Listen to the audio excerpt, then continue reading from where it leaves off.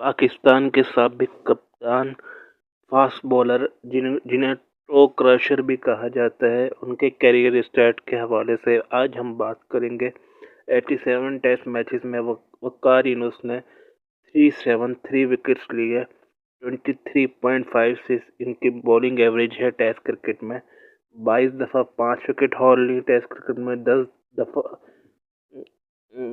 दफ़ा 10 wicket haul ली match के अंदर।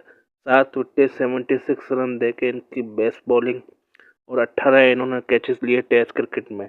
जहां तक वनडे क्रिकेट की बात की जाए तो उन्होंने 262 मैचों में 416 विकेट ली।